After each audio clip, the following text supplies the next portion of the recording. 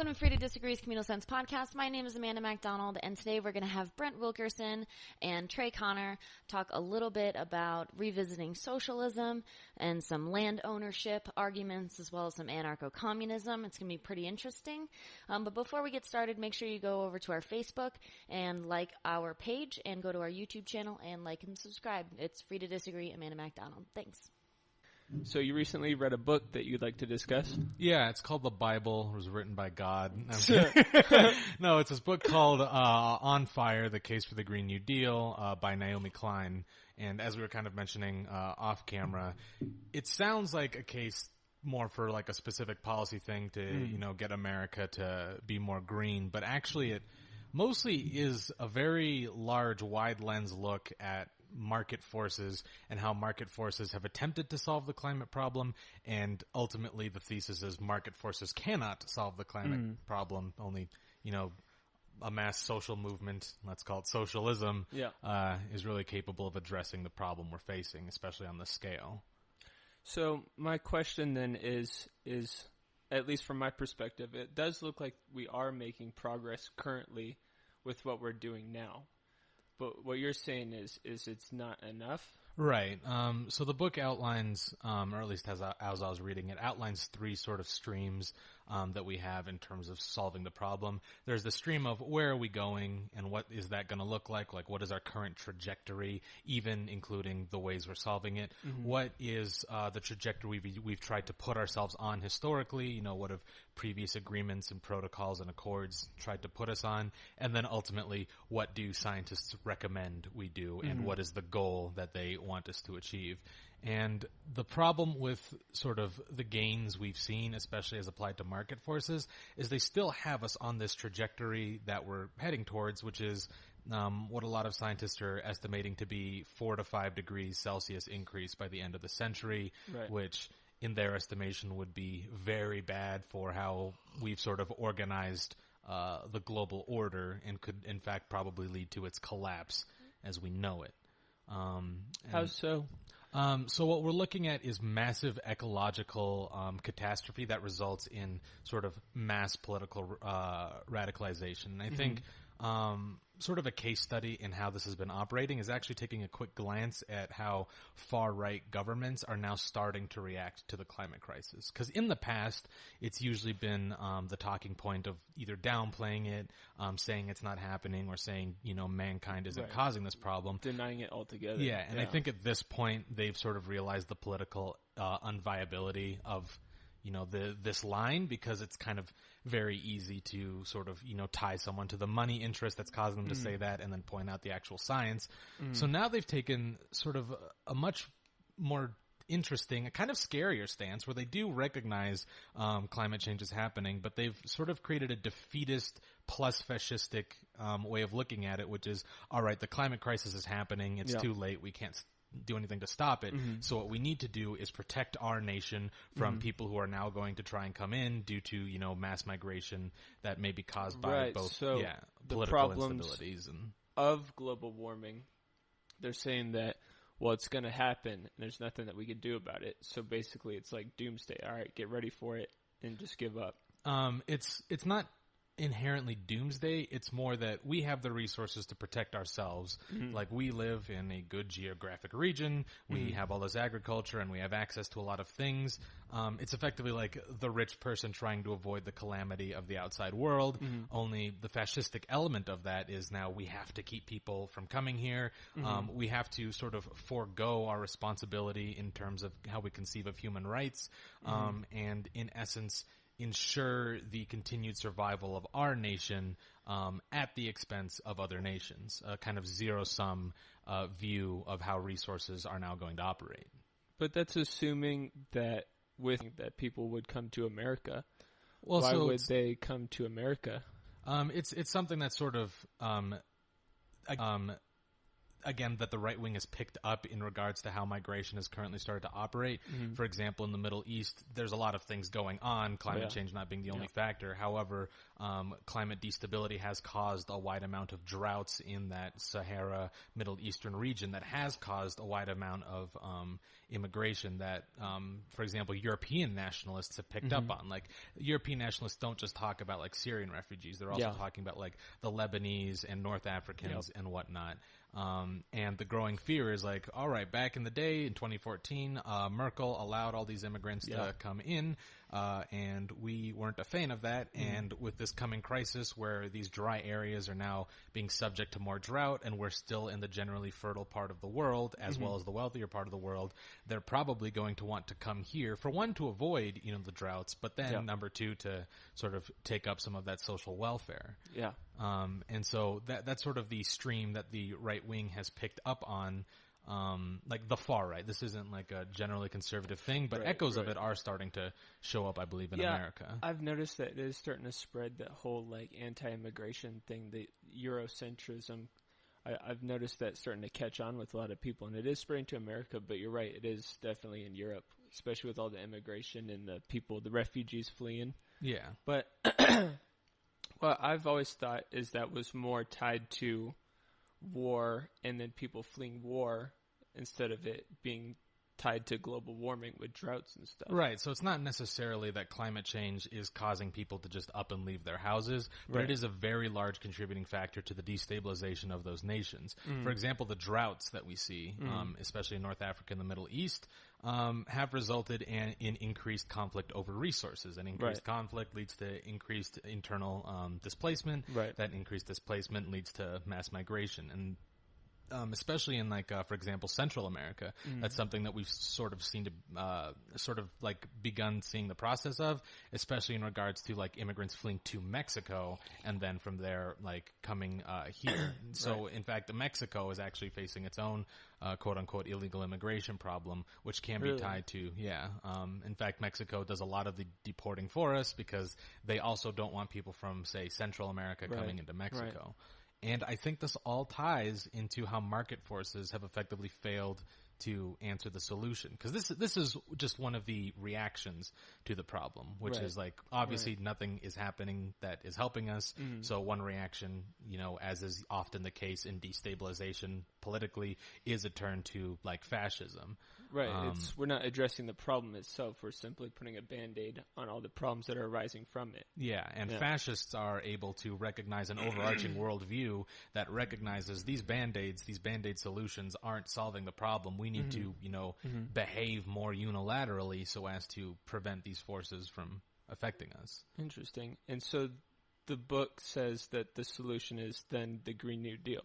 In effect. So not the Green New Deal as it exists as a resolution or as a set of, like, small policy plans, but more the overarching philosophy of the Green New Deal, as well as, like, the Bernie Sanders revealed plan, which is what we need to do is mix the climate change solutions with economic restructuring.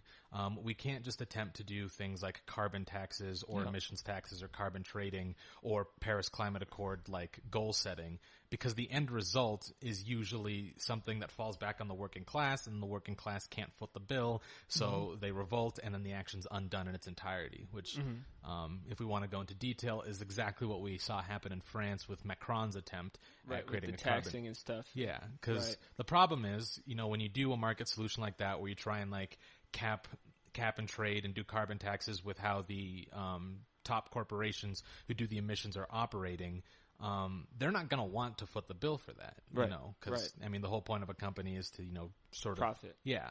So what the end result is if they're receiving a carbon tax for the government, well, they do is all smart businesses do, which is transfer these sort of costs onto the consumer.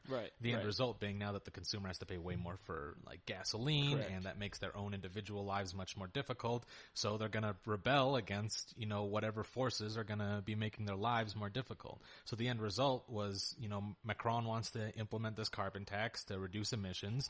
Everyone gets mad. He has to completely undo the emissions, and now we're back to square one. Only we've wasted time. And so it's for this reason that Klein points out that we sort of have to mix in Because I've heard criticisms from conservatives like, oh, why does the Green New Deal have all this stuff about jobs guarantees and federal jobs programs? It's because they are inherently connected. So any attempt to do a market force that doesn't take care of the working class is going to result in, a France incident where the working class won't put up with it. Yeah, 100%. What do you think about? So they've come out with new technology, carbon capture technology. And so they will put this on energy factories, and instead of emitting massive amounts of carbon, now it just gets captured. And from what I've heard is they actually use that carbon to make more energy. What are your thoughts on that? Right. So this, I think, is ultimately an attempt to salvage capitalism and also sort of an attempt to sort of wish away the problem. And it comes into conflict with several different problems along the lines. For one, so there are two different kinds of carbon capture technologies. There's the one you mentioned, which is effectively like trying to put carbon capture on like the coal plants or whatever so that we can, still allow for our production. The unfortunate thing is with that carbon capture, there's still a lot of waste that results into it that we still have to sort of bury under the ground, and then we have to use up land, and it runs into this big problem of the cost of the actual production of then the carbon capture technologies. But that one, doesn't have as many downsides as the second one that is sort of the one that's really in play, which is right now we have a lot of carbon. We already have too much, as a lot of people might say. So we need to invent technologies that will sort of suck that carbon out of the atmosphere and put it away. And the carbon capture technology that's been used for that is effectively metal trees. Because they trees. It's sort of jokingly how Klein has referred to it in the past. It's effectively this technology that operates in a similar way as trees, but the downside is it's more expensive, and there's a lot of emissions associated with the actual production of this technology. Right, building it. Yeah, I mean the most efficient carbon capture technology would be reforestation efforts. True. Very true. But unfortunately, reforestation does not really align with the capitalist use of. With capitalism, there's this idea that there is unlimited resources in terms of how it operates. So the idea of reforestation kind of flies in the face of having unlimited ability to, use the resources. So you think because of the capitalist idea of profit, we're always going after profit. How would that stop us then from rebuilding these forests if it does indeed help us continue our capitalist profit? Well, again, so this is one of the, in time for some Marxist language, this is one of the internal contradictions within capitalism, is that the way it operates assumes an unlimited use of resources, while at the same time the material, reality does not match this assumption. So, for example, everyone recognizes, for example, that the Amazon rainforest is one of our most important carbon sinks. It helps regulate the environment. It takes a lot of carbon in. And, it sort of serves as the lungs of the planet. At the same time, where everyone acknowledges this, everyone recognizes this, we nonetheless have needs and capitalist structural desires for the resources that are contained within the Amazon. And the Amazon offers a cheap means of getting, a lot of this wood production, either for paper or for building projects or whatnot. So the end result that we've seen, especially within Brazil, but in other places where America itself is operated, is that if there is a market for the resource, it doesn't matter how much you're depleting the resource because you need access to the resource. And it's actually resulted in a very similar thing with oil where, and I'm not sure how the internal business of it works, but when you're out producing oil, you also need to have as much as you extract in reserves. Right, or else you'll run out eventually. So there's this problem where we have a hard time capping the amount of oil that can be extracted because of this problem of we also have to, if you're Exxon, you have to maintain to the shareholders that we also have enough in reserves that we can tap into later. Because if suddenly they were to say we don't have that in reserves, Exxon stocks would just plummet, which is something they want to avoid. Oh, of course. And again, it's for all these reasons that Naomi Klein sort of says we have to move in the direction, and other people say this too, and I think Bernie Sanders is alluding to this, we have to move in the direction of socialism if we're going to sort of solve the ecological problem, because the market forces are filled with too many of its own contradictions to be able to effectively solve the problem. Interesting. So the solution then is Socialism. Effectively, yes. The book On Fire gets more into the specifics of sort of more worker-controlled job programs, and not the same kinds of neoliberal job programs we saw where, like, we're going to transition you from coal to wind or whatever, because, not all jobs are created equal, and you need to acknowledge, that kind of transition is not something that's going to be easy for people. Right. But it does acknowledge that we need more sort of worker control in these sectors, as well as worker protections in these sectors, so that when we start to make the move away from, the profit-oriented sectors, people are still nonetheless taken care of, so that they're not revolting at the carbon taxes or the destruction of an entire economic sector. Right, because they would essentially have none of that to revolt against. It wouldn't be like high taxes. All right, you're taking away our profit. We're charging these people, so they don't have anything to essentially revolt against. Yeah, because in effect, they would have some sort of support system if their job itself disappears. Right. But even if it doesn't, they're part of sort of, the larger working force that, would be better oriented towards looking at its, constituent parts. Interesting. So if we move to socialism, something would still have to change with coal and oil, because we'd still, even with socialism, we'd still be using oil and using coal, and that would still emit carbon, and we'd still be cutting down forests, because we would still inevitably have to have some form of resources, because we have to have energy under one system or the other, so we'd still be doing all these things. So something else has to change there too, correct? Sure, and I think this is the place where we can maybe get into renewables as sort of replacing our old energy production needs. But then there's also sort of a very interesting thing in regards to how the capitalist system has sort of shaped our use of energy, which is in effect that it's specific companies and that are sort of in charge of production that result in the most amount of emissions that face our atmosphere. I think a report came out that it was somewhere like maybe 80 to 100 companies are responsible for about 70% of all emissions via production.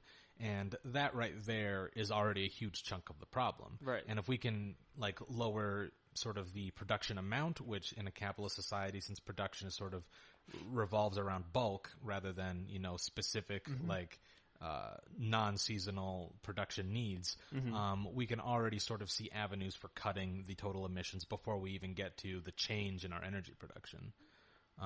But how would we cut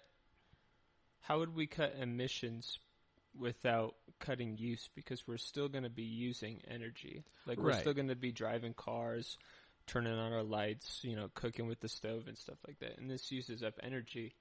Where would the actual cut come from if we did switch to socialism? Right. So a lot of our sort of energy needs, a lot of it is, and this is going to get into some Zizekian logic, a lot of the way we conceive of commodities and how we sort of use them are in a sense ideologically ingrained rather than necessitated.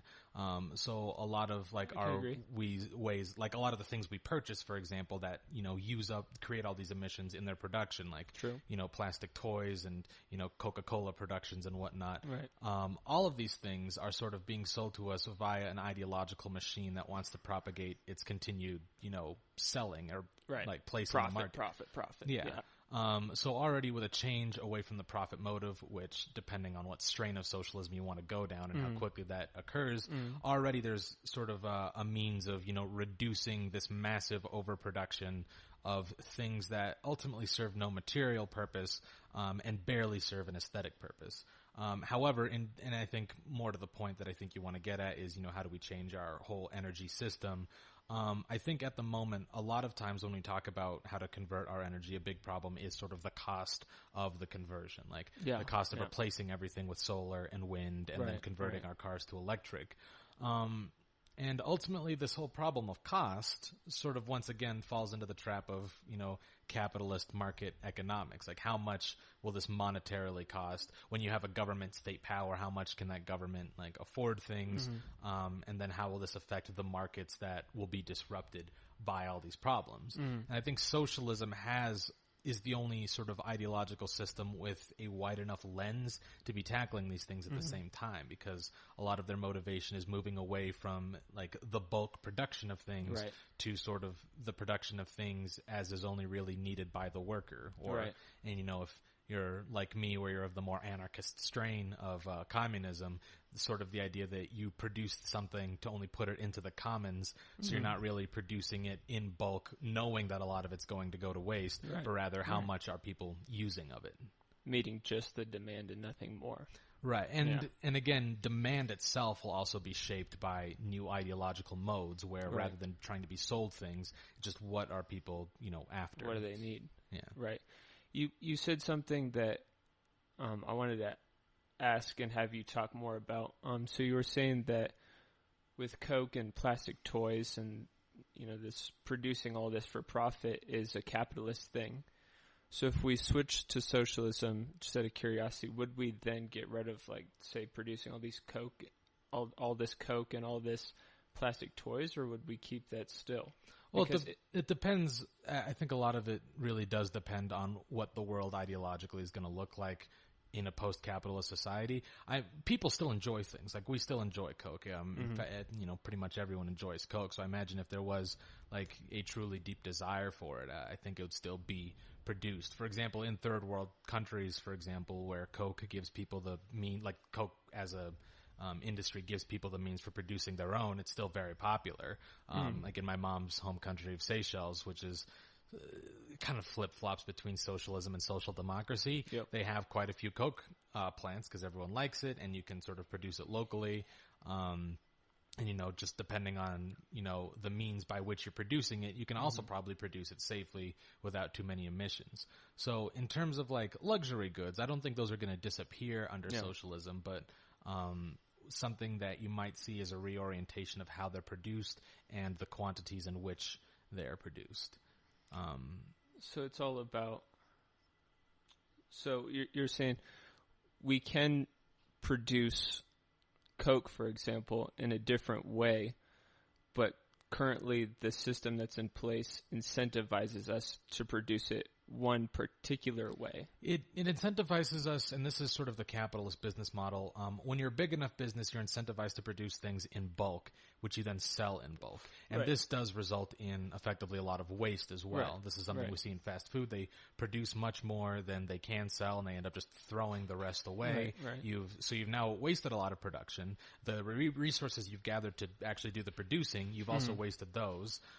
We now have like this massive amounts of emissions in terms of commercial farming that help us produce the foods for these fast food items. And it's all because it's revolved around what is the most profitable means of selling things, and it ultimately is in this bulk manner because of the sort of efficiency of transporting those resources and having them be in a certain place at a certain time. Under a more socialist model where there isn't like what is the most efficient, profitable means of sort of creating the resources and delivering them to a market that you can then sell at a profitable rate, it will rather just be like, how much are we selling? Can we sustain the selling of it in this way? Are people willing to wait a while for some Coke? Like, Coke shortages or what have you. Now, obviously this gets different in terms of food production, but there is our current model of food production still allows for, pretty much everyone to be fed. There's just not an efficient way of allocating those resources. But it's a different topic. It creates a lot of waste is what you're saying, and that's the big problem. So, like, we can still have our Coke, but we won't have all that excess that gets wasted. Yeah, in effect. So two things I want to mention with that. So we'd still be creating some form of emissions because we'd still be creating Coke, so we'd still be using plastic bottles. But your point is that we would cut down significantly the amount that we're creating. Right. And again, one of the big problems with like carbon emissions is, it's not like the Earth just has net carbon, like every carbon we put out, that's the carbon that we get. It's that the way we're producing carbon, it's in such excess that the sort of biological rhythms of the planet are incapable of keeping up with it. Right. So, we chop down trees at the same time that we produce more carbon than they can actually remove from the environment. Right, it's out of balance. Yeah. Have you ever heard of Mises or Mises Institute? No. Mises was an economist, and he was talking about back in the day. He was back in, I think the 30s. And so he was talking about the USSR, and he was talking about planned economies, which is what you're saying. Like with socialism, we should meet the demand and meet the demand only, instead of creating all this excess, trying to get profit, building in bulk, producing in bulk, and then just trying to sell as much of that as we can. We simply meet the demand. Am I understanding that correct? Right, and that Right. I think is a good understanding of the Soviet model. Well, I mean, is that what you're saying, though? Not exactly. So one of the problems with the Soviet Union is it ended up being the grandfather of basically most of the governmental institutions of Marxism that we see throughout most like self-proclaimed socialist nations, effectively the model of Marxist-Leninism. However, the big problem with that is it wasn't the only strain of socialism. It's just that it's the only one Americans, for example, have the most familiarity with, like knowledge. And, yeah. So when we talk about like the Soviet economy and sort of the whole problem of the planned economy, this all ultimately stems from, it ultimately stems from Lenin's idea of the Vanguard Party, which is supposed to be like this group of professional revolutionaries chosen out of the proletariat that act on behalf of the proletariat and so on and so forth, which ultimately sort of is what divides the left along the authoritarian versus libertarian strands, which is sort of this idea of having a central government that is not necessarily taking its directive from the workers, which is supposed to be the end aim of socialism, because it has this conception of a two stages of socialist society. And the ultimate problem with that is a lot of the ways a governmental authority like that has to operate adopt a lot of the ideas that effectively capitalist societies have to operate.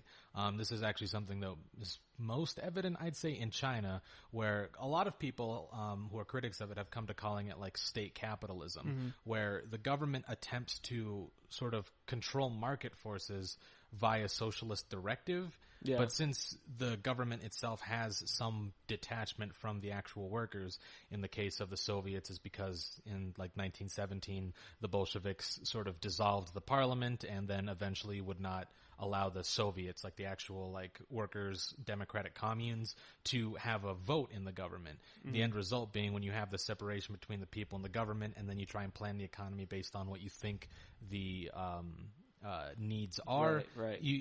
You effect try to operate like maybe a Keynesian in America, where you try to sort of control a pseudo market economy.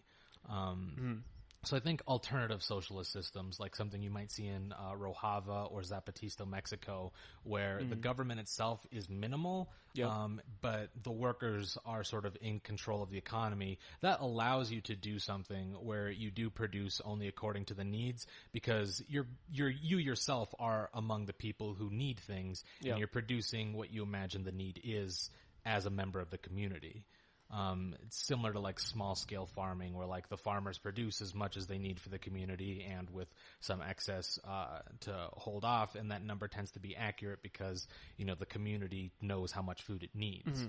So it runs into the problems when we look at past socialist states and how they operate, and I definitely take into account your criticism of the command economy. Right, and that was Mises' whole idea, and Mises was saying because we don't have a price system where we buy and sell and then that indicates the need.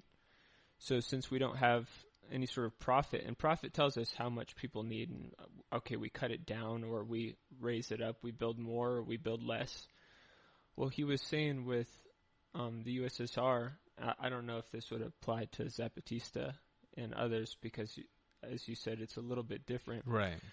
But the problem is that whenever you have no price system and no profit, you run into a lot of unnecessary creation and a lot of extra waste. Because I could say, I could have two choices, and I could say I could buy my food from over here and have it shipped here, have it cost less, and I could work with that person, or I could get it from over here and it would cost more. And so instead of me getting it from over here, I just get it for cheaper.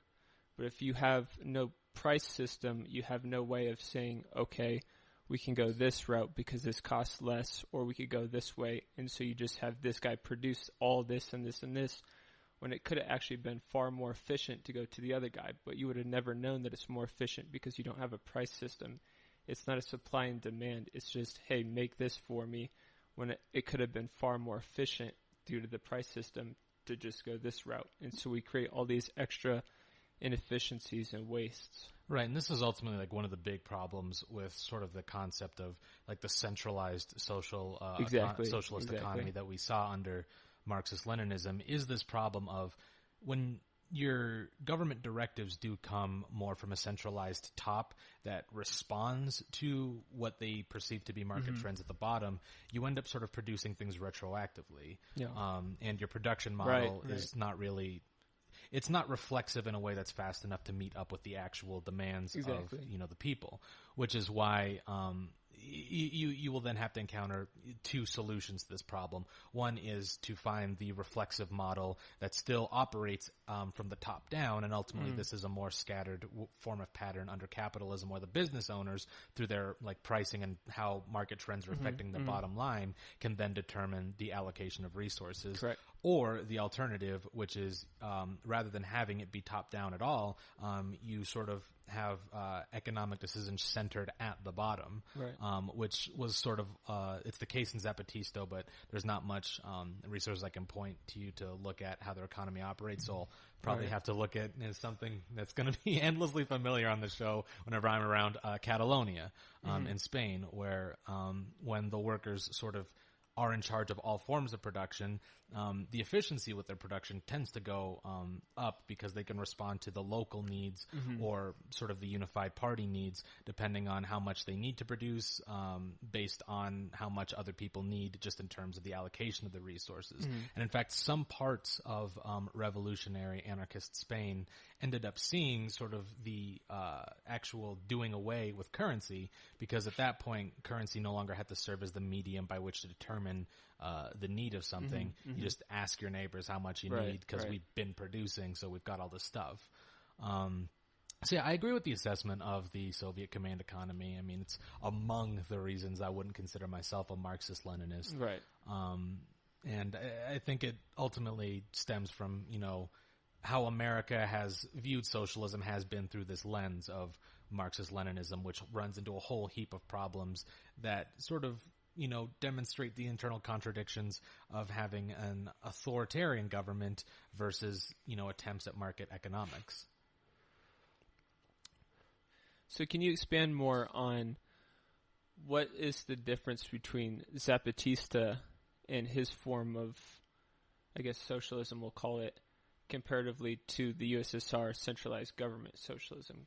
Right. And so this ultimately actually gets into distinctions. One, Marxist-Leninism versus just straight Marxism, Marxism versus anarchism, and how these are all different schools of socialism. Because I think in America, for example, we really do conceive of socialism itself as being inherently Marxist, whereas Marxism, I think, is more just a lens for analyzing socialism, and then Marxist-Leninism is a specific lens for developing the socialist state. So starting with the origins, I'd say the key points with Marxism that I think need to sort of be promulgated so that, where I stand is sort of the idea of the material dialectic, which is, as history moves along, there are material conditions, and those material conditions oftentimes cause contradictions that then come into conflict. These conflicting contradictions then result in a new sort of mode of production. So we see with like medieval societies, there was like the conflict between the medieval society and like the rising mercantilist trade system and the peasants and whatnot. These two came into conflict. The result is you get capitalism. There's a person who owns the means of production, and he, buys the labor of other people to continue producing things, and this results in its own contradictions that could be elaborated further. And from these contradictions is supposed to spring out the communist society. And the communist society is literally just supposed to be the worker owning the means of production as opposed to like the private person owning the means of production. Right. So that's like sort of the Marxist analysis of sort of the development of history. Yeah. The Lenin sort of addition to this is the stages by which we can achieve the socialist society. And for Lenin, it was we need to sort of seize the power of the state, and this is something that Marx himself also talks about, because he got into a lot of arguments with Bakunin about the failures of the Paris Commune and what went wrong. And so from the both of them, Lenin and Marx, there's this idea that we need to seize the power of the state to maintain sort of the revolution, keep the capitalists from coming back to power. And then Lenin adds this idea of there needs to be a vanguard, like an elite member of the proletariat that, knows all the, theories and whatnot, and maintains the revolution away from the capitalist threats. And then after that, you can have the withering away of the state. And then you can have your good anarchic communist society. Then there's the anarchist strain, which effectively diverges from the Marxist ideas of how the revolution will occur, as well as like a sharp divergence from the Lenin idea of how the revolution will occur, which is effectively in the same act that destroys capitalism is also the same act that should destroy the state. When you have the workers that come together to sort of form these communal societies and rebel against the authoritarian powers, in that same moment that they're fighting the sort of authoritarian hierarchies of capitalism, they must also fight the authoritarian hierarchies instilled by government and legalism and sort of the rule of law. And it's that strain, the anarchist strain, that I think is the one that's the least sort of known within America. I could agree with that, Yeah, because, I mean, effectively the Cold War wasn't fought with anarchists. Right. By that point. All that propaganda, was directed around the USSR and that kind of socialism, that strain. Yeah, and I mean, by that point, like, most anarchist societies had either been eliminated by either the Soviets or fascists, or would not come to exist again until like the late 80s or 90s. So most of the Cold War anarchism, like, it was part of a lot of American revolutionary protest, but it really wasn't something people were concerned about. And I think now that we're entering this post-Soviet state, where we've seen the failures of sort of repressive Soviet regimes, as well as the current problems with, the Chinese regimes, which have also adopted a lot of bizarrely capitalist economics within their own government. Very unique over there. What we've seen is sort of these failures of previous theories, but at the same time, we're still confronted with sort of the contradictions that Marx predicts within capitalism that are causing people to sort of not be happy with the current system. And I think that's something we're seeing in America is not conservatives themselves aren't happy with the current system. And, a chunk of them are also being alienated by a lot of like liberal talk about how they're conceiving of what the true struggles are. Because, for example, the Marxists see it as like a class struggle. And I think liberals who are capitalists have adopted a form of identity politics that can be used for their own ends. Because this isn't a rant against identity politics, it's a rant against the liberal use of it that can further divide classes and, maintain the ruling order with its quote-unquote solutions to it.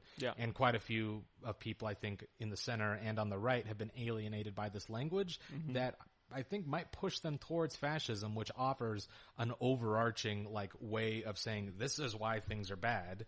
And here are the solutions, rather than the liberal sort of means of looking at things, which is like, things can work. We just got to fix a couple things here, tie a couple bolts there, and, solve racism magically.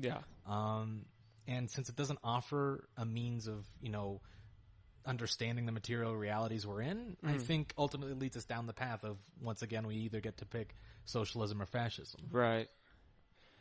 So what are your thoughts on Bernie Sanders then? Because from what I see, he's definitely not taking the anarchist route. Right. More sort of the centralized government, especially with the Green New Deal. Because what he's advocating for is we're going to, the energy market, we're going to nationalize that, and it's going to be under government control instead of privatized. So what are your thoughts on that? So, and this is ultimately what gets into another strain of socialism, which is quote-unquote democratic socialism. Yeah. And I'd like to get into what these different strains actually are. They're not a different kind of socialism. Their names all reflect means of achieving the communist society. Yeah, absolutely. Marx talks about like communist society as being this anarchic, currency-less, people work for their own ends and whatnot. So the Marxist-Leninist project was, that's particular strain of achieving it, as is the anarchist. Yep. And the democratic socialists operate in the same way, where they have a stronger belief in electoral reforms that can then produce the communist society as the end goal. So their big thing is like, all right, we have this democracy, we have America's constitutional republic, we have all these systems. How can we use these systems to sort of create an electoral reform that will continue to promote the socialist idea until we can peacefully and electorally create the socialist state? It might not necessarily be peacefully, because in effect all socialists believe that the ruling class will eventually fight back at some point. Right. They have to, because you're taking all their stuff and their power. So, and that's sort of an inevitability. Yeah. I mean, it's something we saw during the strikes in the early 1900s, where the union strikers, who were breaking the law, which I love them for it, they were breaking the law in their striking, and as a result, the capitalists retaliated with a lot of violence and force with the Pinkertons. It was only after that whole ordeal that we actually get labor laws. But the thing about the democratic socialists is, I think, though, that they can they are of the belief, and I'm not necessarily opposed to this, that by effecting some of these changes electorally, you can sort of promote ideologically socialism. And that's what I think Bernie Sanders' ultimate utility is, and I think that's how he also sees himself, because he describes himself as he wouldn't be a commander-in-chief, he'd be more like an organizer-in-chief, and his friendliness to unions and the working class in America, rather than calling it the middle class, because there's a whole heap of problems with that. I think this language and this promotion of working class ideals ultimately serves to demonstrate what Bernie Sanders is after, which is to sort of spread socialist sentiments among America by affecting electoral changes. So when he talks about like nationalizing the energy sector, this gets into Naomi Klein's book. Yep. The nationalism shouldn't look like the Soviet Union nationalism, where there is no real electoral response or responsibility to the nationalization. It's just, we have the vanguard and the committees, and they run everything. And in theory, they work on behalf of the people, but no one's voting for them. Right. The difference in America is you sort of would vote on having these things be public sector, and then from there, you try and sort of disperse the actual control to the workers. Because a big thing, Bernie rails on the 1%, in effect, because not only do they have a strong amount of political control on the system, but also a strong amount of economic and material control over their daily lives. So in a Bernie Sanders administration where you're quote-unquote nationalizing energy, you're also, in effect, trying to undo the private ownership of things so that you can have the workers sort of have that more bottom-up control of the energy sector. So, you have the situation where they're not at risk of losing their livelihoods when we try and implement, climate change solutions. So can you talk more about the, you said the democratic reform, like what does that look like? Right.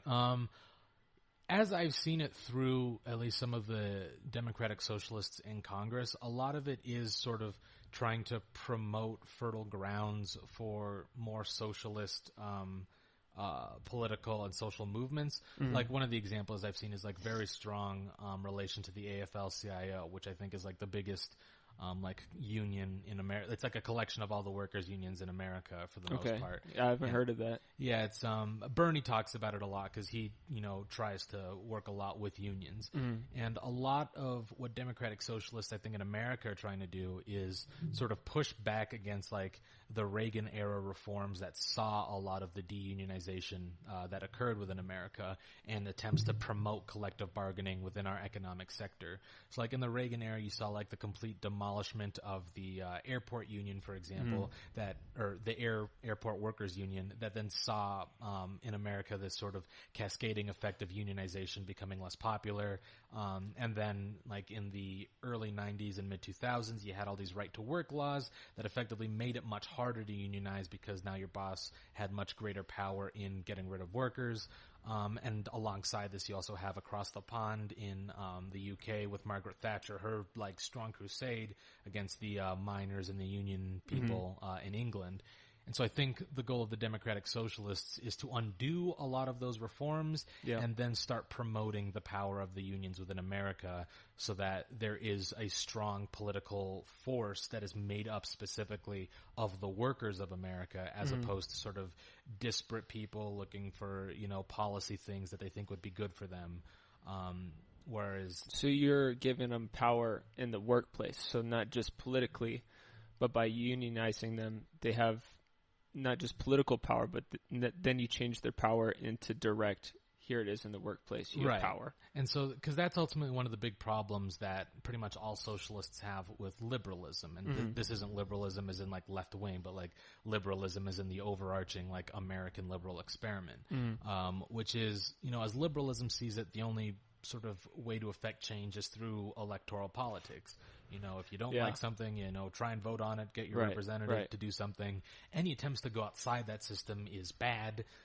So like, attempts at like, mass demonstrations and, riots, I mean, riots can be bad for other reasons, but them being illegal, I don't think is the like big reason. I mean, the civil rights movement, a lot of their actions were illegal.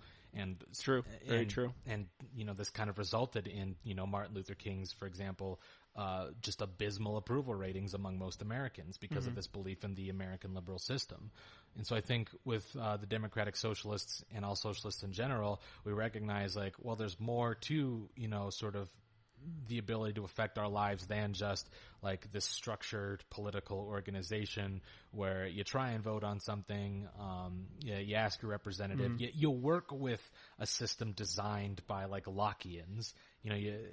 It's something that, people are starting to see is not really helpful. Like, in 2008, people elected Barack Obama on this whole like hope and change stuff. And what was the result? Now we have to buy health care. The prices have not gone down. Like at first we had protection saying we can't like be removed from our care because of, pre-existing conditions, but they got rid of that anyway, so there was no gains there. And I think people are realizing like, well, we put all this work in, an electoral politic, and the result is we've had no material improvement other than like maybe more people are covered, but we still have the medical debt, we still have the medical bankruptcies, and very true. A lot of this, especially economically, is out of our hands. And, maybe it should be in our hands. Maybe there should be more, we should have more say in the actual economics rather than just like this mass political structure that we also voting. have little control over.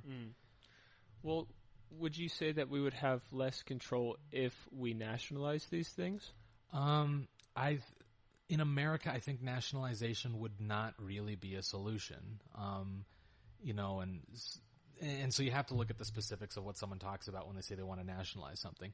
For example, the reason I like Bernie's whole nationalization of the energy sector is because a lot of it has sort of this language of increased unionization and collective bargaining and like the worker control of like these economic regions. But like, let's say, for example, that someone like, I don't know, I'll just throw a name out there. Like, what if Pete Buttigieg wanted to like nationalize, I don't know, like, or Warren, let's say Warren wanted to like nationalize how Facebook operated or whatnot, or, people who are like real policy wonks and want to like organize things.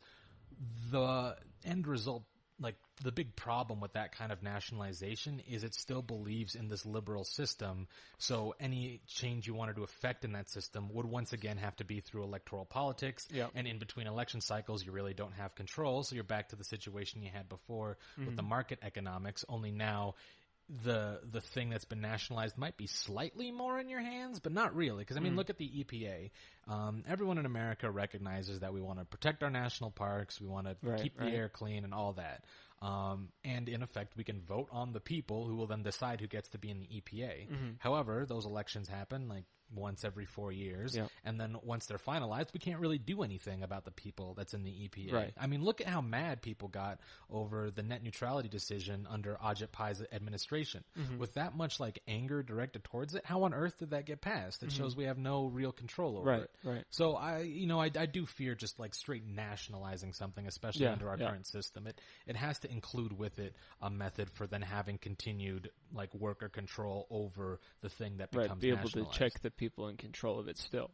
And the solution to that is then, you would say, unionizing the people. Yes, I think, well, not just unionizing, but including unionization explicitly within the plans to nationalize.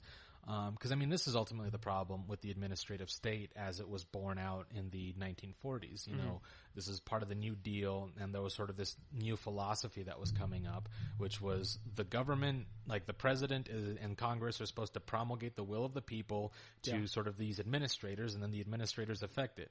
And the end result of that system is now we have these administrations who aren't really accountable to anyone, and we have no democratic control over that. And that's, you know, something I think we should be cautious about and avoid. You know, stop trying to put things in the hands of a centralized authority and try and reclaim some of that power. 100%. Yeah, that's my problem.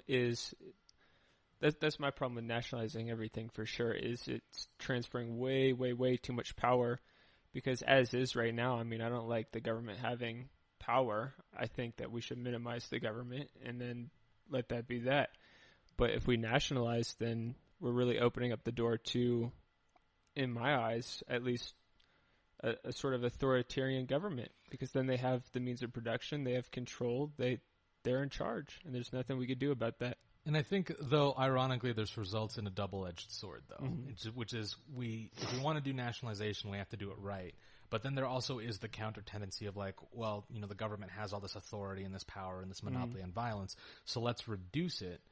And I think this is ultimately where the like left-wing anarchist strain, which I think most anarchists would say is the only anarchist strain, this is where the left-wing anarchist strain sort of encounters its problems, which is like decreasing the government does not itself reduce the problems of authority and alienation that people deal with. Yeah. Because like, you know, when we have no control over how businesses operate and when we as the worker have no say, then there is this problem of like, well, someone's got to step in. Like either we can do it or the government can do it, or just someone's got to step in. So I think there is this fear of if we reduce the government too much, that'll leave a power vacuum that then is filled by the corporations. Right. So, and then this is ultimately why I myself subscribe to like, you know, the Kropotkin style of anarchy, which is we sort of have to fill that power vacuum with ourselves by doing away with sort of the private ownership of the means of production at the same time that we reduce the government. One way or another, someone's going to be in charge, whether it's the government or it's the businesses. Right. So if we want to like undo authority as it exists, we have to make sure that, you know, the sort of disparate masses sort of have the source of all the political power. I think that's the great myth of liberalism, is that the sort of disparate masses have the source of political power. I think our government derives legitimacy via popular election, but power nonetheless still resides on the upper echelons of hierarchical society. Right. Like even Democrat liberals believe in sort of this meritocracy that determines where power should reside. True. And I think this is, you know, ultimately the great mistake of liberalism. Very true. So with that being said, with the anarcho society that you're talking about, what would that look like? Right, and this is something that I loved about like my last podcast is every time I go into it, like the first time, I end up like finding another country that does it a different way. Yeah, and I'm like, oh, that's nice. Maybe I'll talk about that this time. And so what I've learned is that there's so many different permutations of it that it's kind of actually hard to talk about what I think specifically American society would look like. Though if I were to give some like general overarching bullet points, and this is stuff that might echo what I said in the like previous podcast, effectively what we're looking at is the workers sort of, you know, do the work that they consider necessary to society. And, you know, there's stats to prove that, you know, in the absence of government, people still do a lot of these like necessary jobs. Right, because they got to take care of themselves one way or another. They got to take care of themselves. But then, and I think this is the key ideological shift out of the capitalist society, is it no longer becomes work for the sake of yourself in an atomized society, but it's sort of a communal work where, you know, you work for your neighbor works for you, you all work together. Right. You know, you rely on each other for things. You have like little communities. Yeah. And in fact, it doesn't even have to be small. Like think about how sort of New Yorkers, like in Manhattan, like they kind of hate each other, but they all have like the shared New Yorker identity where like they're all unified. You know, especially like post 9/11, you saw like this New Yorker mentality. So in effect, this also could be expanded to like a polis where you don't know everyone, but there is still sort of like this shared like identity. And I think this is ultimately what like people on like the far left are striving towards is this move away from like the worship of the individual, but also an avoidance of like the worship of the state, which I think is something that, you know, we saw as the experiment in Mao's China, where you should be willing to completely sacrifice yourself for the state. I think there is a middle ground where we have to acknowledge the vital importance of both. The individual and the community, and in fact, how the individual cannot exist without the community and vice versa. And so for anarchist society, it is sort of the ultimate political realization of this ideological sort of end. Very interesting. So if we move to an anarcho society and we just have little communities of people, who would be protecting those little communities of people from a madman? Right, and this gets into how all politics sort of deals with the problem of force. Because every single political system believes in some form of the legitimate use of force. And in fact, liberals try not to admit this, but, you know, they, for example, believe that the police are where, like, a lot of the legitimate ends of force reside in. Right. And so I think when you're talking about political societies, you have to answer that question in a way that is systematized. Yeah. And for anarchists, in pretty much all the anarchist readings that I am aware of and what I myself subscribe to, is the idea that the only legitimate use of political or of violence is to prevent further violence. So, like, in the event that like a madman wants to go out and start like hunting people for sport, you know, you have sort of like the political necessity of self-defense. Right. And this is sort of also revolves around like the idea of having everyone being armed. And I think this is why socialists and anarchists tend to be like the only voice on the left that is pretty pro-Second Amendment for these reasons. But it does revolve around, now you can get into some complexities about like how might courts work or how might like, you know, people decide the innocence and guilt of things and whatnot. There's some anarchists who say we should model things in a way similar to like English common law courts, but without like necessarily laws. There's some who want something similar to like tribunals run by like a rotating panel of citizens. It all gets complicated, and I think more experiments have to be run into how previous societies had ordered laws. Because in Catalonia, for example, they were at war, so there weren't that many like courts. So they ended up having a lot of POWs because they were literally fighting the fascists. In the Ukraine, a lot of things that were done would be considered extrajudicial. For example, they really cracked down on like pedophilia and anti-Semitism, for example. In Zapatista, since they're pretty small, in Zapatista, I was going to bring up Zapatista. Since they're relatively small, they also don't really have that much of a crime rate problem. And usually, like if a conflict arises between two people, they tend to be settled like personally or with a third-party arbitrator. And so, looking at all those strains, sort of can give anarchists like views on how they might resolve those problems. The thing about anarchy is because it's so sort of malleable depending on the location, you're not going to find a one shoe fits all. But I think sort of the idea of like maybe citizen tribunals or like third party arbitration, as we sort of do in civil law court, have been proposed solutions. And then some people have also said like violent crime itself will also just rapidly decrease when there's not the material end that people aren't meeting due to like social isolation and an inability to like form community. Right, being forced into like a capitalist market, having to do all these things. Yeah, I mean, it ultimately results in like the reason we have cartels and gangs and whatnot is sort of like there are people who do not have communities who then have to form them as a means of surviving because one, people are inherently social just by like evolutionary human nature. And two, when you're in a place where you need to survive, you will commit crimes and form a community around committing crimes, you know, outside of the state if you need to. I agree. I agree. But at that point, then, wouldn't that not necessarily be anarchism at that point? Because if you have people in control and policing people and setting up laws, and we have courts and things like you were saying. And so that's why, because I saw an interesting thing where this one anarchist proposed something that looked far too similar to a court, that then a whole counter article was written about how this is effectively just like reestablishing the state. Right.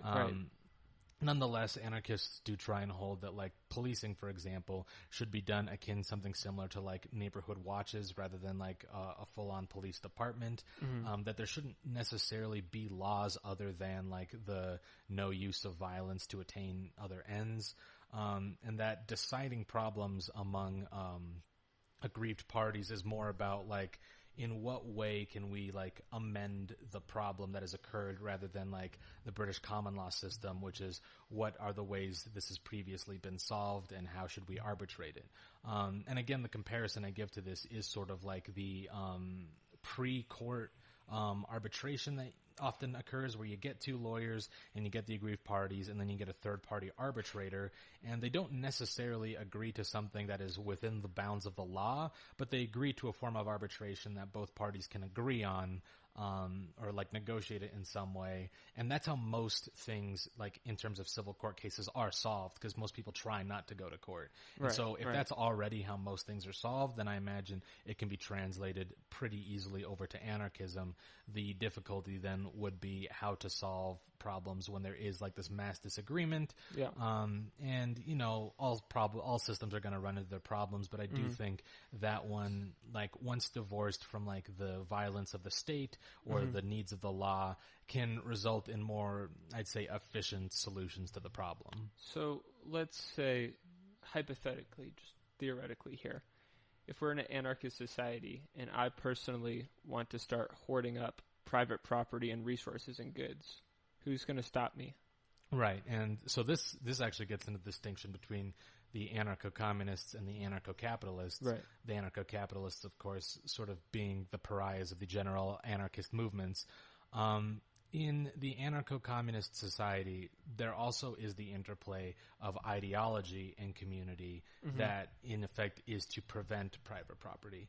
Now, one might say, like, well, ideologies can't hold for that long. Like, what if one day someone does decide they want to start hoarding private property? And this is when you have to sort of become an anthropologist and look at, well, how did societies operate beforehand, and how did private property become birthed? And if we look at societies that operate before private property, such as like the Iroquois nation and like their 5-nation system, at no point did they ever develop into a private property system until the arrival of the colonists, just because sort of the social implications, the material needs, and sort of the governing ideologies and the family structure of those tribes made it so that to sort of become like the private property hoarder person, in effect would make you a pariah in society. You'd be outcast, and in effect being outcast from a community and being made to be like this atomized individual is a form of death. In some sense. Right. It's like whenever monkeys get kicked out of their tribe, they die. And in fact, some social constructivists will even argue that like you literally can't form an identity without there being a society by which to compare it to. I could agree with that. And this also, we can also compare, like, for example, the rise of capitalism in medieval Europe, where there was this idea that if you were the person who, like, didn't spend money, who tried to hoard as much of it as possible and whatnot, you were, like, considered, like, a very Scrooge-like person. It's only until, like, after, according to Max Weber at least, after the advent of, like, Calvinist philosophies of like prosperity being proof of your designated status, did the ideological structure shift where hoarding a lot of money then became a symbol of status. With the Iroquois nation, did they not fight over land with neighboring tribes? No. So the way war operated, and this is something that I didn't get into in the last podcast that I've been itching to get at, is the way war operated in the Iroquois nation was very bizarre. The only time they ever engaged in war was, or for the most part, was this thing called a mourning party. And it revolved around their beliefs regarding death and grief. For the Iroquois, they believe that like the grief that occurs when a family member dies, if something is not done to remedy that, can drive you insane, could like rip apart the social fabric. So something needs to be done to sort of solve the problem of the grief you're feeling. So they needed revenge. Not revenge. They needed a replacement for the person that died. Oh, I see. So what they ended up doing is their wars were literally to capture a person to then replace that person. To then implement them into their family. The result of this being strange. The result of this being that their wars were also very bloodless, because because if someone died during the war, that defeated the whole purpose of the war. Then they needed to be replaced then too. Yeah, and that actually ended up being sort of the birth of America's own guerrilla tactics, because they would observe how the Iroquois sort of engaged in wars and sort of copy it, because these wars were for the express purpose of gaining members rather than losing them. However, another end result of this is, since the person they captured wasn't necessarily a slave, in many cases they would be for a period, but then they'd be integrated into the family, in effect giving them a tribal connection. The result being that whoever they stole it from the previous tribe would then, by the familial connection, then sort of slowly be integrated into the tribe. So their land expansion didn't really come from the desire for more land, because keep in mind these are also nomadic peoples who sort of just, like, they camp in a place for 10 years and then follow wherever the bison would be and allow the grain time to regrow.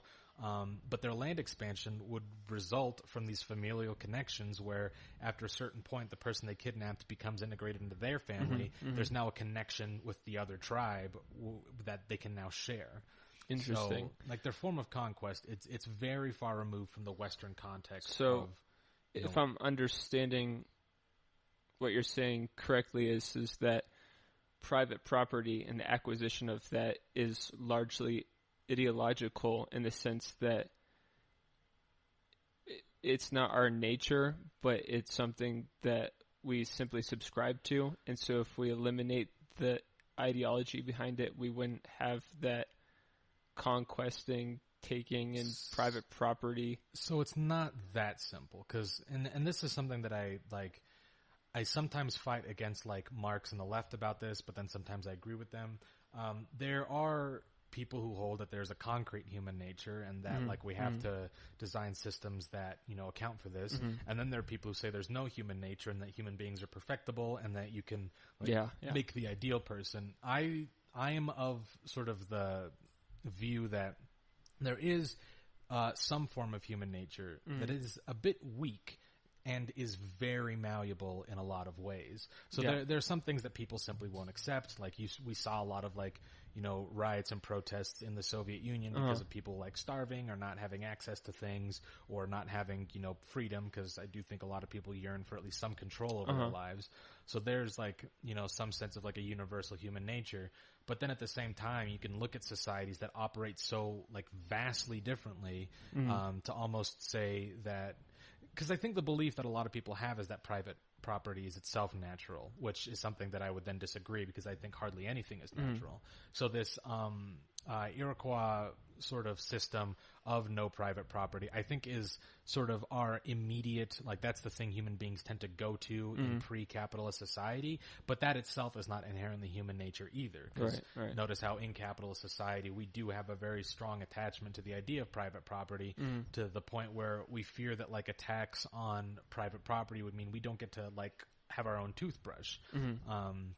Which isn't necessarily true, but we have such an ingrained attachment to, like, the ownership of things, that something like that is absolutely, like, even the implication of it is abhorrent to us. So I think what the end goal is it's not to erase the ideology so that you have no ideology, because I don't think that's possible at all. No, yeah, definitely not. Agreed. I think it's more about, you know, how do we best orient ourselves in such a way that, you know, is good for everyone. And I think that way is sort of eliminating the ideology that revolves around private property and replacing it with the more communitarian ideology. And I don't mean communitarian in, like, the Rousseau sense, but more in the, like, you know, look out for your neighbor as you would for, like, your brother or sister or whatnot. Well, if it's not purely just eliminate the ideology, and you will have no more private property tendencies. So if we do move towards the community and someone does want private property, you said your solution then is they would just be extradited out of the society? Well, it's not even that. It's, I think, more fundamental, and that they themselves, like, a person like that would have to be so far removed from sort of, like, neurotypical behavior that they themselves might not even be able to integrate within society. You know, like, because when an ideology is strong enough, in such a way that you don't even know it's an ideology, the people who tend to break against it are either scholars who are trying to promote a new ideology or people who just have a hard time integrating into society. Right. So, like, for example, one person who definitely had, like, no respect for our ideology of private property was Ted Bundy. Yeah. Now, it's not that he had no respect because he, like, wanted to promote a different ideology of different virtues on how we should regard things, but because he had such neurotypical behavior that he couldn't respect the ideology and therefore was already a social, like, outcast. So in that sense, I think, and this is, I think, one of the key points that anarchism gets to is sort of this idea of voluntarism, where, you know, if someone wants to start seizing lands and whatnot, they don't have laws that will allow them to do that. So then you just decide how you interact with them based on, you know, a voluntary decision. Like, if they say they want to own the land. Amanda. Sorry. Yeah. Continue. Oh, yeah. Oh. Amanda, can I get some more, please? Thank you. Yeah, if they say that they want to, for example, like, own the land, but they have no means of doing it, then they have to try and, like, make agreements with people to get the land. But, you know, if the people are disagreeing with that because, you know, at this point the ideology should be strong enough within them that they, you know, for one, recognize the previous capitalist state, and two, would not want to part with their own political power. Right, but what actually stops them? The fact that they have no means of affecting it. And this is another theory among anarchists and among Rousseau, which is unfortunate, which is that private property really only exists when protected by the state or by laws. Because otherwise there's no means of, like, enforcing, I want this thing, it's mine. Yeah. Like, for example, if I wanted to fence off a bunch of land and then say it's mine, like, there's not really anything to stop people from still taking the stuff that's on your land. True. Unless you were so far away from them that you lived by yourself entirely, in which case, you know, you start losing some of those aspects of, you know, human, like those concrete aspects of human nature that will then the community sort of, drive you insane. So any attempt to create private property can only be inflicted by force, and then of course there's the anarchist creed of the only applicable use of force is to prevent other force. So if someone's by force trying to take land, then you by force have the right to prevent them from doing so. Yeah, but if I'm in an anarchist society and I have a house, yeah, I mean, I could just say, this is my house, my land, I grow the food, and that's it. You can't have my food. And so you can't have my land, and if you come on my land, I'm going to shoot you. This is where it gets real fun, because sometimes I'll say things that just fly in the face of everything everyone believes, but then there are, like, sources to back up, like, sort of the things I'm saying. So there is sort of the development of anarchist ideology. Like, you can't immediately make everyone, like, believe in the communitarian values. Yeah. So in that sense, this is why Kropotkin, sort of the grandfather of anarcho-communism, posits this idea of personal property, which is, like, things that are not used for the generation of capital are things like that you can, are things that you can own. However, there is sort of a development of this idea outside of Kropotkin that relates to, for example, how Native Americans and tribal societies lived, which is the idea that we live in these segregated houses, or like these individual housing units, is something that has sprung forth from capitalist ideologies.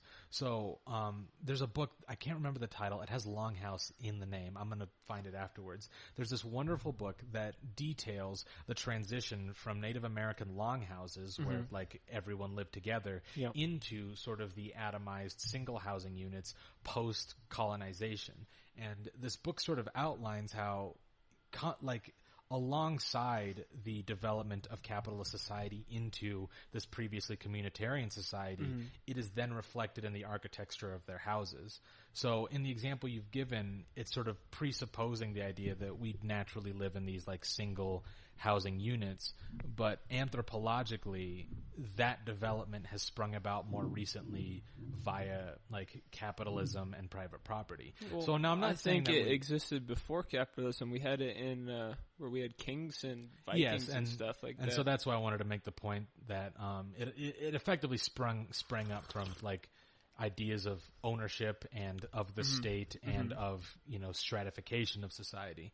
Because this is a development that happened in, like, the Indus River and Mesopotamia and, you know, all over that part of the world, like, thousands of years ago. but it's still nonetheless a system that we've adopted a lot of ideologies from, which is why it's interesting that then, like in 1492 and whatnot, we then got access to tribes and communities that did not follow the same trajectory that we did, and we could see sort of anthropologically how some things might have arisen in our own societies. And what we end up finding is, you know, like there were very specific material circumstances that led to the development of the state as we know it, that those material circumstances did not exist in the Americas except for with the Aztecs. And so what we saw is, you know, the development of how we even conceive of housing in a post-state society. And so now this is my anthropological view of it. That doesn't necessarily also then enforce how I'm going to, you know, order society, because you can't really, for one, order an anarchist society. Right. But two, like, just because I'm able to recognize these things doesn't mean that you should then say, all right, you don't have access to your house, because that's thousands of years of ideology that you can't break overnight. But I think once the ideology really takes hold and you have multiple generations of people living communally, you will see the architecture reflect this, which is ultimately the thesis of that Longhouse book, is that the architecture of how we live reflects the ideology rather than being something that predates the ideology. Interesting. So theoretically then, hypothetically, we implement this ideology. What happens then if someone does pop up, says, this is mine? How do we stop that? I mean, what if they form their own little community? What's most likely going to occur is, since we're still going to have like the man, it's hard to say now. Russian names. The Kropotkin idea of personal property will likely be included in the first anarchist ideological model. So when someone comes to like take your house, the community will probably recognize, as I think it would recognize nowadays, that like invading someone's house is sort of like very bad and sort of like seen as a form of violence.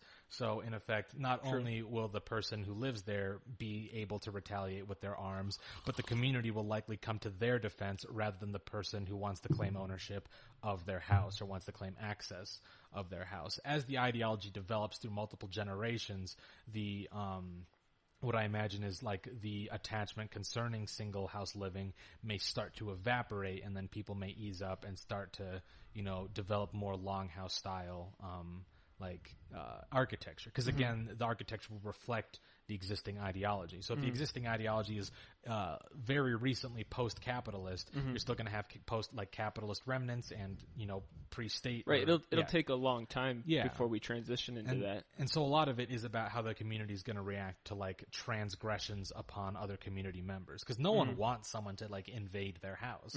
So when we reach a society where like, you know, we're fine with communal living, then it won't be like you know, someone's being stolen from, because even that person who in theory would be like having the house invader will also have the ideology of, you know, people should, you know, come into any dwelling or what have you. But then, you know, then you get into the family like stay out of my room thing, which is like, why would you want to come into someone's... I'm not necessarily arguing how do we stop someone from stealing from other people, because of course, like people are not going to stand for that. If someone's going to steal someone's stuff and go in their house, that's not going to happen. I mean, people are naturally going to stop that.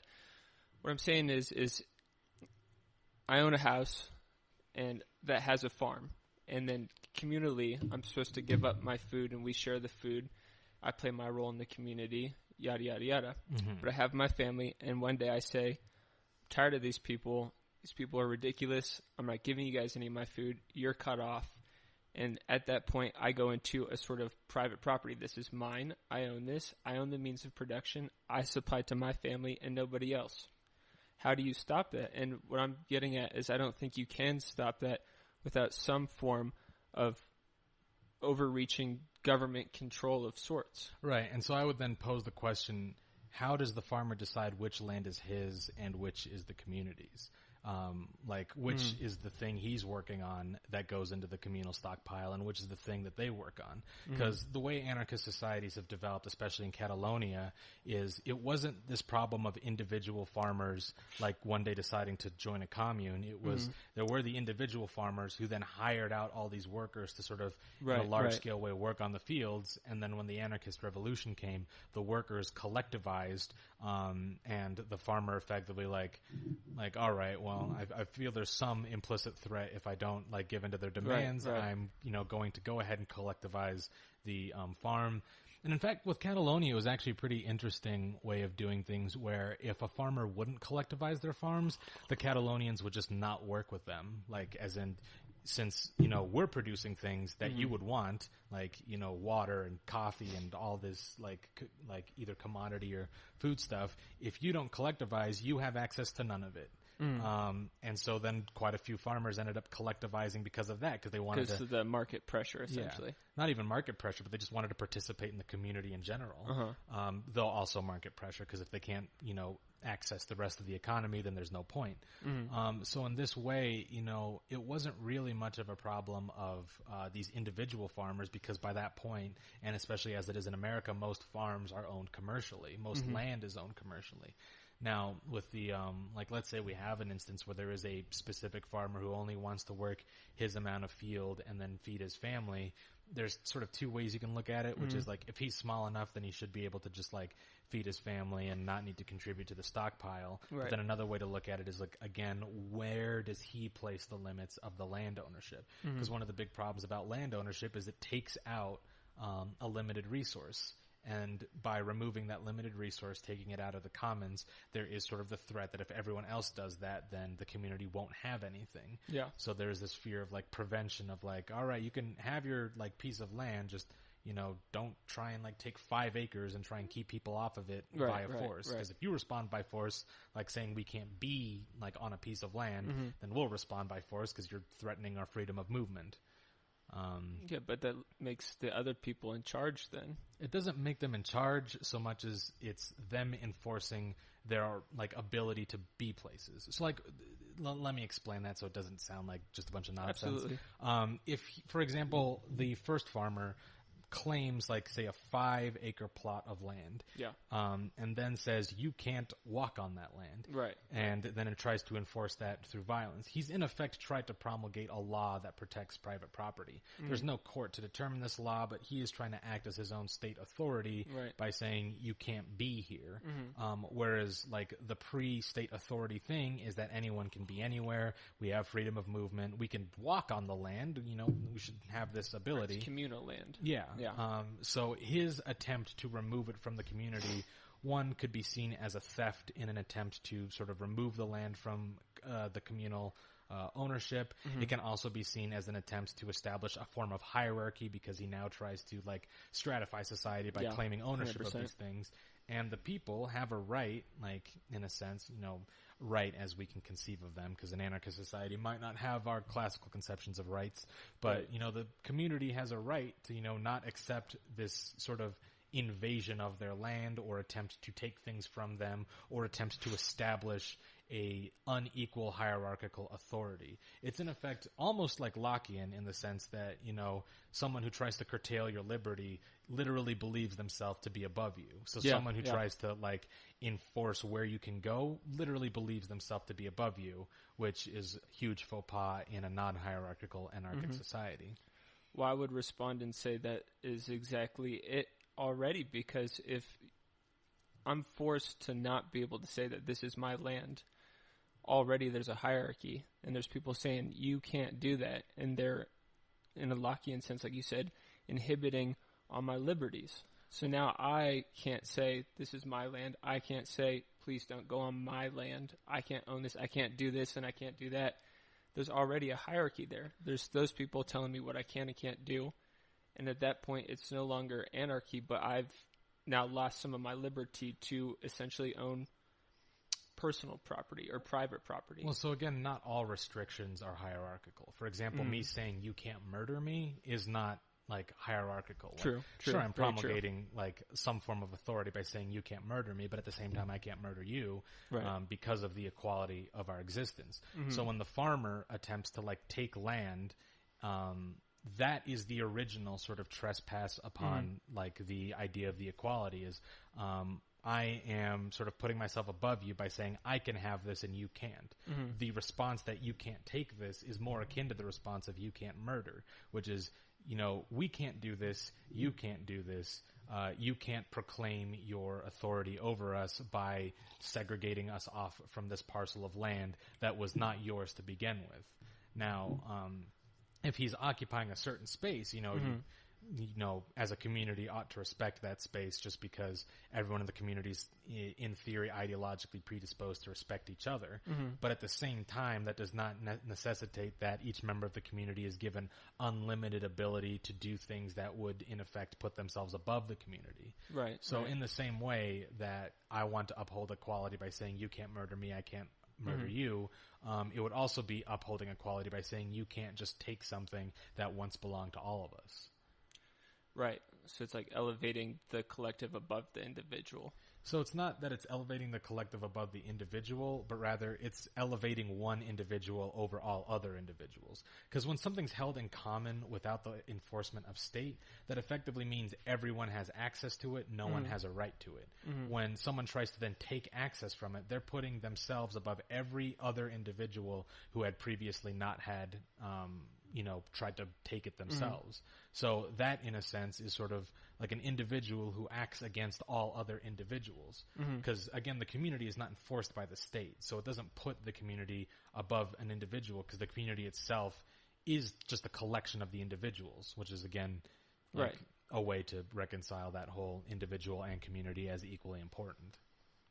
But I would say that is putting the collective against the individual because the individual lost the liberty to choose. They can't choose their way of life. They can't choose private property. They can't choose to look after their own family. They can't choose to build up their own community. Well, they can certainly choose At that point, it's the collective against the individual. Well, it's certainly they can choose to look after their own family, but the idea of like looking after your own family means taking land that once, in effect, sort of everyone used to have access to is itself like the kind of like quote unquote liberty that sort of justifies all forms of political violence. Like if I can take land and you can stop me, then what's to stop me from, let's say, taking your life or making you sell yourself into like slave labor to me, or me just being able to like control the whole like community.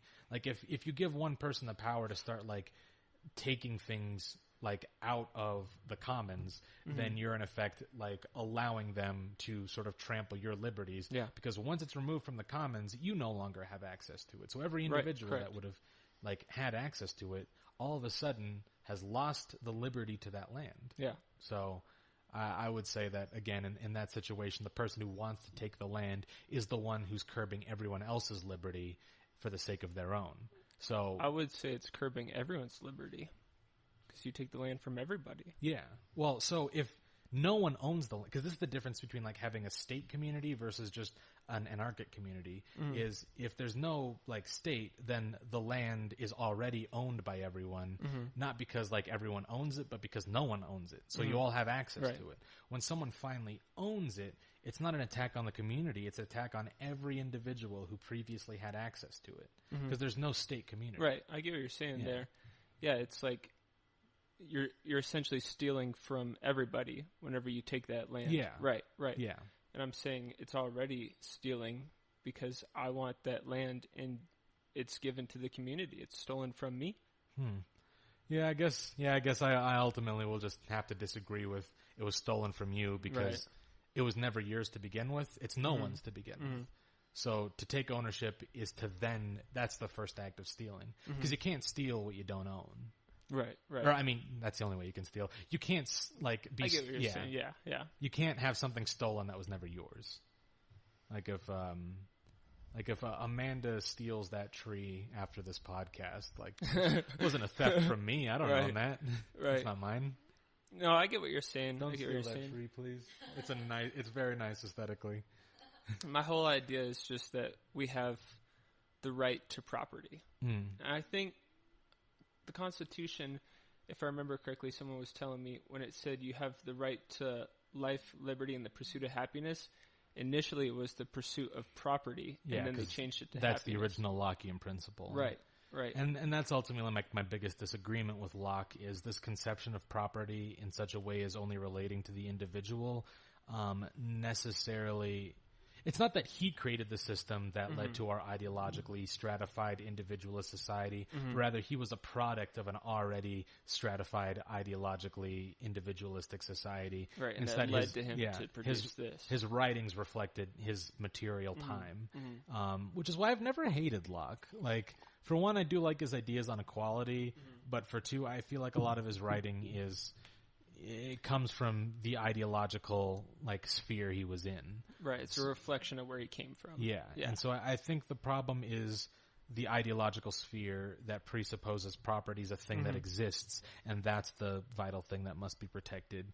And if we can get into a different ideological sphere that focuses less on property and more on sort of communal relations, I think that would result in a better society that, wouldn't have these problems of ownership and stealing and theft and all that.